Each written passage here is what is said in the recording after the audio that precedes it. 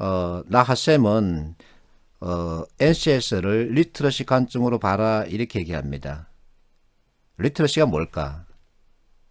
자, 독해력과 문해력이 있는데 뜻이 조금 달라요. 독해력은 글을 읽고 뜻을 잘 이해하는 능력. 여러분들 지금 현재 독해력에 관심을 가지고 있죠. 문해력은 글을 이해했으면 이제 활용하는 능력까지를 일컫습니다. 범위가 약간 다르죠. 그래서 문해력은 독해력의 범위를 뛰어넘습니다. 이제 글을 내가 읽었으면은 이게 뭐다 하고 결론을 정하고 그에 따라서 내가 해야 할 일이 무엇인가 라고까지 가는 걸 문해력이라 그래요. 그래서 NCS는 최저 문해력이 아니라 기능적 문해력을 요구한다. 정보 해석, 결론, 행동 방향까지 일컫습니다. 자, 그러면 이와 같은 문서가 있다. 내가 읽었다 이겁니다. 그 읽고서 이제 내가 내용을 요약해서 내 나름의 무엇인가 만들어야 합니다. 이 관점에서 보자면은 이 문서라고 하는 자료에서 내가 본 정보, 의미가 있다. 의미가 있는 정보를 제대로 짚었느냐. 그에 따라서 결론과 행동 방향 정확하게 도출했느냐. 그리고 상대방이 썼던 내가 쓰던 글 쉬운 구조, 이해하기 쉬운 구조로 작성되었느냐. 그리고 특정 상황에 대한 진술은 정확하게 되었느냐. 특정 상황에 대한 표현 적절한가, 수치 등의 계산은 적절한가, 정확한가, 이와 같은 것을 묻는 게 바로 리트러시입니다. 그래서 NCS는 리트러시 관점으로 봐라 이렇게 내가 얘기를 하는데 이게 어려우면 이따가 문제 풀 때 문제를 하나씩 풀면서 이게 리트러시구나 하고 이해하는 게 더 빠릅니다. 그리고 자료 해석은 전부 다 이 리트러시 관점으로 가야 해요. 자료 해석 과목 때 또 한번 자세하게 설명하겠죠. 그래서 문해력은 독해력을 바탕으로 그 이상을 얘기한다 이겁니다. 결론과 행동 방향까지 얘기하는 겁니다. 그래서 암기가 아니라 이해입니다. 이해의 뜻은 뭐냐면은 두 가지 이상의 정보가 서로 연결되어 있는 상태입니다. 언어학 또는 언어심리학에서 말하는 이해란 두 가지 이상의 정보가 서로 연결되어 있는 상태. 마침 기획의 정석을 쓴 박신영이가 그 후에 낸 책 보고의 정석에 이 내용을 그대로 제대로 짚고 있습니다. 이해란 두 개 이상의 정보가 연결되어 있는 것하고. 자, 우리는 여기서 이해를 공부하자는 게 아니고 이해의 뜻을 NCS 문제 풀이에 활용하자는 겁니다. 두 개 이상의 정보가 연결되어 있는 상태가 이해다.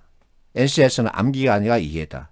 그럼 이해는 결국 두 개 이상의 정보를 서로 연결하면 되겠네요.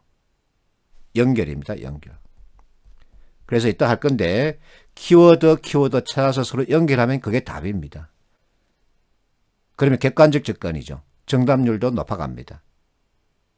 그래서 이해의 정의를 NCS 문제에 활용하자. 풀이 발문의 어떤 무엇, 뒷문의 무엇을 서로 연결하고 선택지 연결하면 그것이 정답이 됩니다.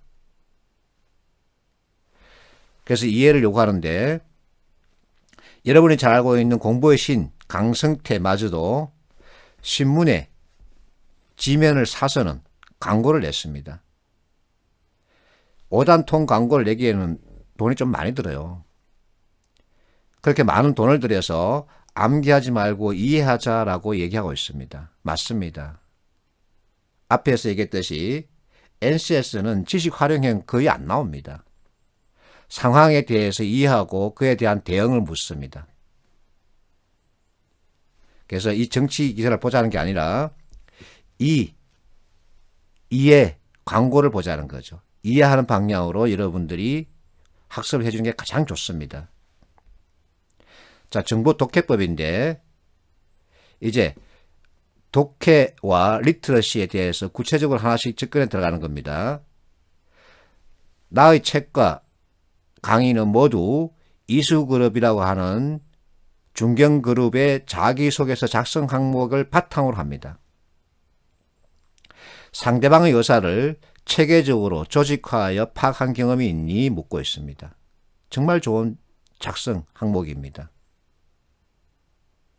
체계적으로 조직화하다 이 얘기는 서론, 본론, 결론처럼 무엇인가 그의 패턴 그리고 프레임에 따라서 그 내용이 어떤 내용인지 파악한 경험이 있니 하고 묻는 겁니다.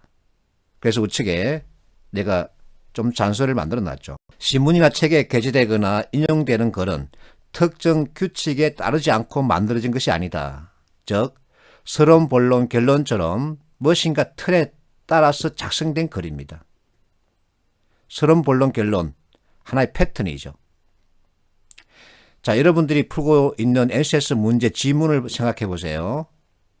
문제 지문으로 활용되는 글은 아무렇게나 쓰여진 글이 아닙니다. 또 아무나 쓴 글이 아닙니다. 무엇인가 특정 틀에 맞춰서 작성된 글입니다. 물론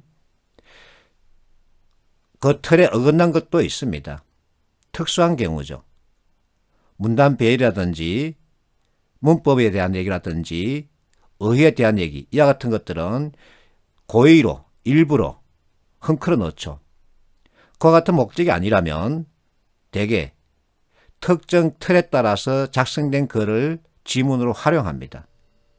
그리고 전문가들은 아무렇게나 글을 쓰지 않습니다. 그걸 한번 상기해 보면 여러분도 이해가 쉬울 겁니다. 그래서 조직화된 틀, 이 조직화된 틀을 갖다 익히자, 이게 바로 왓입니다. 조직화된 틀, 해법이라는 거예요. 솔루션. 그래서 이 솔루션을 가지고 글을 보면은 속독과 다독, 속독을 하면은 시간을 줄 수 있고 정답률도 높일 수 있습니다. 그에 따르는 기본적인 솔루션이 바로 네 가지.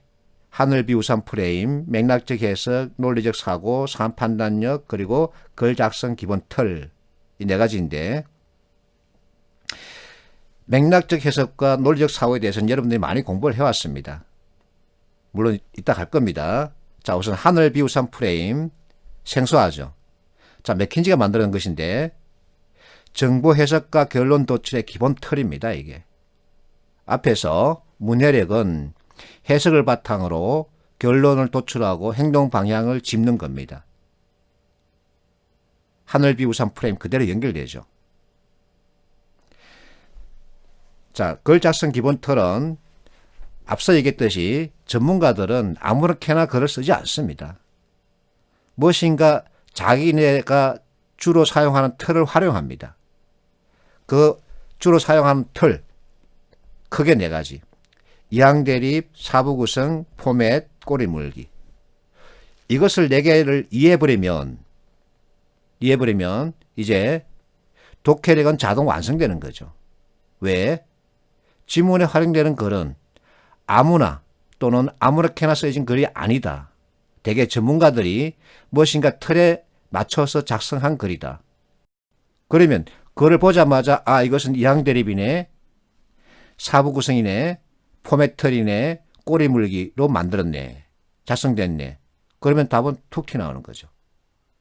이게 바로 솔루션입니다. 솔루션. 이 솔루션을 익히는 겁니다. 그러면 이제 속독이 되는 거죠. 그래서 나의 모든 책 그리고 강의는 전부 이수그룹의 자기소서 작성 항목 여기에 맞춰져 있습니다. 자, 독해력이란 어린이 백과에 독해력에 대한 정의가 나와 있습니다. 글을 읽고 잘 이해하는 힘 앞에서 얘기했죠. 자, 여기서 또 부연 설명이 독해력을 기르기 위해서는 단순히 글을 읽는 것에서 벗어나 나아가 글쓴이가 어떤 목적으로 글 썼는지, 글의 중심 내용이 무엇인지 등을 생각하면서 읽어야 한다. 근데 이게 어렵잖아요. 자기 주관적 해석이 되어버리면 안 되죠. 자의적 해석하면은 그것은 객관적 접근이 아닌 거죠.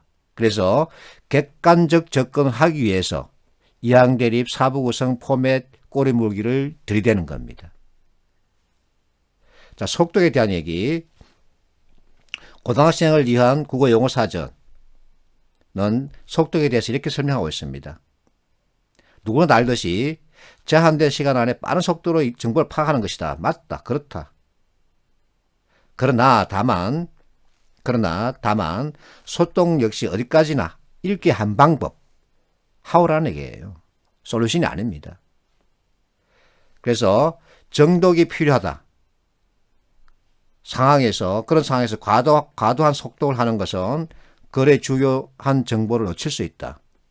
속독의 단점은 핵심 파악이 어렵다는 것이고 정독의 단점은 시간이 많이 걸린다는 거죠. 그래서 전문가들이 글을 작성할 때 동원하는 틀 4가지를 익히자. 그러면 그게 4가지가 바로 체계화된 프레임, 틀입니다. 이론에 따라 만들어진 거죠. 내가 만든 게 아니라 전문가들이 사용하는 거죠. 체계화된 기술을 익히면 독해력은 자동 완성되는 거죠. 이것을 익히자는 겁니다. 그래서 한 번 더 짚으면 상대방 의사, 지문이 여러분들 풀이하는 문제 지문이 전부 다 상대방 의사죠. 상대방 의사를 체계적으로 조직하게 파악하자. 어느 세월에. 그래서 체계적으로 조직화된 틀을 갖다가 이해해버리면 되는 겁니다. 그러면 글을 쓴 상대방이 전하는 메시지와 그 글을 읽은 내가 파악한 상대방의 메시지는 서로 어긋나지 않고 일치하는 거죠. 그러면 지문 아무리 걸어도 내용 파악 끝. 답 오케이. 그러면 어떤 결과? 이와 같은 결과가 만들어지는 거죠.